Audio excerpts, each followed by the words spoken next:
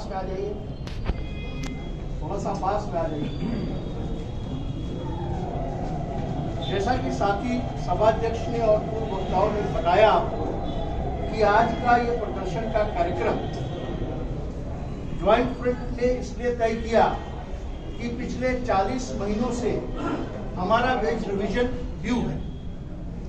दूसरा जो महत्वपूर्ण मुद्दा है हमारा, वो है पेंशन के अपडेशन को लेकर के। वो भी काफी पुराना मुद्दा है। तमाम सारी बातें उसको लेकर के कोर्ट में भी हुई है, LIC के बोर्ड ने भी कुछ फैसले किए हैं। ये दो अहम मुद्दे हैं जिनको लेकर के ज्वाइंट फ्रंट ने यह तय किया कि हम आज 15 तारीख को 2 दिन लंच आवर्स में डेमोन्स्ट्रेशन करेंगे और 22 तारीख को 2 घंटे का बहिर्गमन स्ट्राइक करेंगे, वॉकआउट स्ट्राइक करेंगे, माने 11:30 से 1:30 बजे। तमाम सारी वॉकआउट स्ट्राइक्स आप कर चुके हैं, इसलिए ये बताने की जरूरत नहीं है कि कैसे करना है, कैसे हो। मुझे मालूम है, पूरा विश्वास है कि लखनऊ डिवीजन के अंदर ही नहीं बल्कि पूरे हिंदुस्तान में ये जो ज्वाइंट फ्रंट 95% से ज्यादा एम्प्लॉइज का प्रतिनिधित्व आज की तारीख में कर रहा है, एक शानदार वॉकआउट स्ट्राइक इस कंट्री में होने जा रही है। लेकिन समझने की बात जो है, उस बात को जरूर ध्यान में रखिए। ये बात सही है कि ये हमारे आंतरिक मामले हैं, हमारा वेज रिवीजन हमारा आंतरिक मामला है। पेंशन का अपडेशन, पेंशन में सुधार, ये भी हमारी आंतरिक मांगे हैं। लेकिन इन विषयों के पीछे कहीं न कहीं प्रमुख तौर पर राजनीति ही है। अगर इस बात को हम आइसोलेशन में देखने लगेंगे तो हम चीजों को समझ नहीं पाएंगे। साथी अध्यक्ष कह रहे थे, और अगर आप जानना चाहते हैं कि वेज रिवीजन को लेकर के हम क्यों आंदोलित हैं, तो आप ये जानने की कोशिश करिए कि 1 अगस्त 2017 के पहले जो फाइनेंशियल ईयर था, उस फाइनेंशियल ईयर से लेकर के आज तक हमने हिंदुस्तान की सरकार को डिविडेंड के रूप में किस प्रोग्रेशन में बढ़ा करके डिविडेंड पे किया। आप ये जानने की कोशिश करिए कि 2017 के पहले कारपोरेशन के अंदर कितने एम्प्लॉइज थे। जो इनफोर्स पॉलिसी मास्टर था, जिसको हम सर्विस कर रहे थे, वो पॉलिसीज कितनी थी। तो आपको पता चलेगा कि एक एम्प्लॉय जो उस दौर में सर्विसिंग कर रहा था जितनी पॉलिसीज की, उससे लगभग 3 गुनी पॉलिसीज आज की तारीख में पर एम्प्लॉय के ऊपर आ रही हैं जिनको हम सर्विस कर रहे हैं। इसके बावजूद कि तमाम सारी unethical practices private players market के अंदर कर रहे हैं और लाइफ इंश्योरेंस कॉर्पोरेशन को किसी न किसी तरीके से बदनाम करने की कोशिश भी करते रहते हैं, फिर भी हमारा जो फील्ड फोर्स है वो अथक परिश्रम करके, तमाम सारी मेहनत करके, तमाम कठिनाइयों को झेल करके इस कॉर्पोरेशन को आज भी मार्केट लीडर के रूप में बिजनेस के टर्म्स में एस्टैब्लिश करने में सफल रहा है। तो जब हम ये बात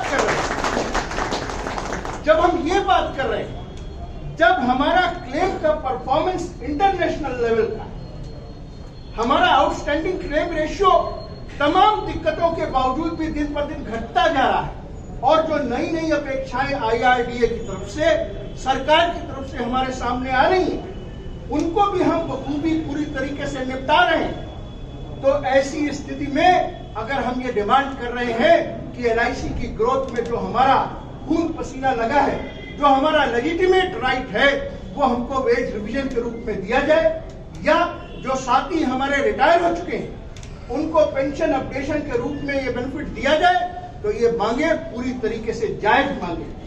और इन जायज मांगों को एक लंबे समय तक अनसुना करने की जो राजनीति है, उस राजनीति ने ज्वाइंट फ्रंट को इस बात के लिए मजबूर किया कि इतना समय बीतने के बाद भी जब सरकार की तरफ से कोई प्रयास नहीं हो रहा, जब सरकार की तरफ से कोई बात नहीं आ रही, जब मैनेजमेंट भी उसके ऊपर कोई पहल नहीं कर पा रहा, तो हमको ही पहल करनी पड़ेगी और हमको इनकलाब जिंदाबाद का नारा बुलंद करना।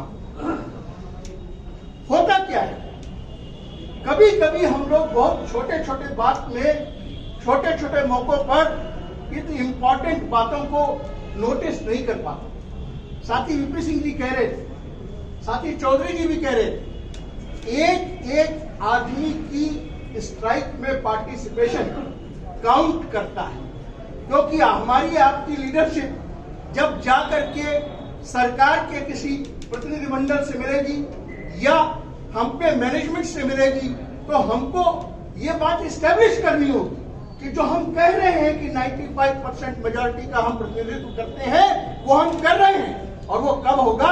जब पूरे हिंदुस्तान में 95% स्ट्राइक रजिस्टर होगी, केवल कहने से नहीं होगा। तो उसको रजिस्टर करने में हमारा और आपका इंडिविजुअल रोल है। हमको और आपको खुद तो स्ट्राइक करनी है, और जो साथी किसी भी वजह से भ्रमित हैं, जो ये समझ रहे हैं, बहुत अच्छी बात कही चौधरी साहब ने, बहुत अच्छी बात कही सिंह साहब ने, कि बगैर संघर्ष से आज तक कॉर्पोरेशन के अंदर हमने कुछ भी हासिल नहीं किया। पेंशन की जिस डिमांड को लेकर के हमने झगड़ा किया, पेंशन हासिल करी, वो पुरानी पेंशन भी हमसे छिन गई, चली गई। अब हमने उस पेंशन में ऑप्शन दोबारा मिले, इसके लिए संघर्ष किया, उसको जीत में बदला, इसी ज्वाइंट फ्रंट ने बदला।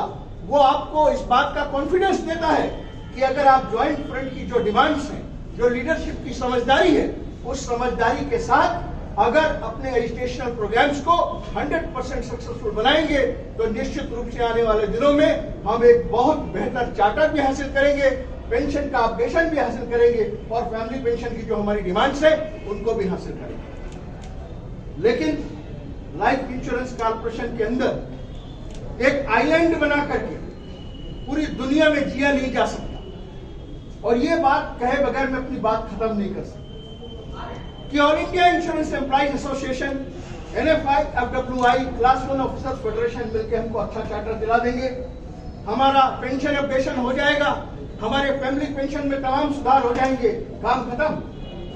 बिल्कुल नहीं, क्योंकि हम जिस इंडस्ट्री में काम कर रहे हैं उसमें हम कोई टेंजिबल प्रोडक्ट नहीं बेचते। हम कोई टेंजिबल प्रोडक्ट जिसको हाथ से छू कर, आंख से देख करके महसूस किया जा सकता हो, वो नहीं बेचते। हम एश्योरेंस बेचते हैं, हम वादा का कारोबार करते हैं, और उस अटल वादे का कारोबार करते हैं जिसको हमने 1956 से लेकर के आज तक निभाया है, और साबित किया है कि हमारा वादा ही सिर्फ और सिर्फ एकमात्र अटल वादा है।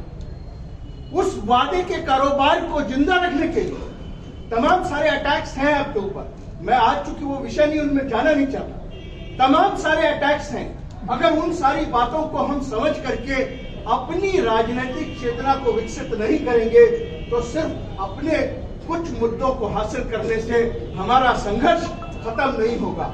इस बात को समझते हुए और आपका आह्वान करते हुए कि आने वाली 22 दिसंबर को अपनी वॉकआउट स्ट्राइक को हम 100% सक्सेसफुल बनाएंगे, मैं अपनी बात समाप्त करता हूं। आप सभी का क्रांतिकारी अभिनंदन करता हूं।